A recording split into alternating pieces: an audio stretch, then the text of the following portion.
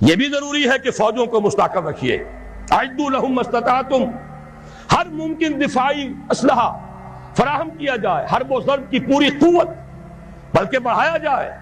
اور سلسلے میں ڈنکے کی چوٹ کہہ رہا ہوں، ہمیں اپنے تحفظ کے لیے ہر ممکن صورت، یہ اللہ کا حکم ہے، اعدوا لهم ما استطعتم من رباط الخیل، جو بھی سامان ہے وہ بھی فراہم کرو، اور گھوڑے بھی تیار رکھو، ترہبون بہ عدوکم وعدو اللہ، تاکہ تم ڈرا سکو، ہیبت طاری کر سکو اپنے دشمنوں پر بھی، اللہ کے دشمنوں پر بھی.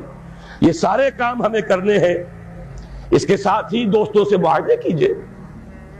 چین کے ساتھ معاہدہ سب سے اہم ہے، اس لیے کہ ایک ہی ایٹمی طاقت ہے جو اس وقت امریکہ اور یہودیوں کے تسلط سے باہر. باقی بھارت کے ساتھ جو پینگیں بڑھ رہی ہیں، بھارت نے جس طرح ان کا سارا معاشی نظام جو کا تو قبول کر لیا ہے، جس طرح اس نے ملٹی نیشنل جو کارپوریشنز ہیں ان کے لیے اپنی مارکیٹ کھول دی ہے، اب وہ تو ان کے لیے کوئی اجنبی ملک نہیں رہا. اس کی وہ غیر جانبداری ختم ہوئی، لہذا اس کا نتیجہ وہی ہے. ہنس کے وہ بولی کہ پھر مجھ کو بھی راضی سمجھو. تو امریکہ اب ہندوستان سے، بھارت سے تو راضی ہے. اب تو ایک ہی ہے جو کھٹک رہا ہے، ایٹمی طاقت، جو مبینہ طور پر اور جو کہ مسلمہ طور پر ایٹمی طاقت ہے جو ابھی باہر ہے، لیکن یہ کہ ابھی وہ قائم ہے، وہ چین ہے.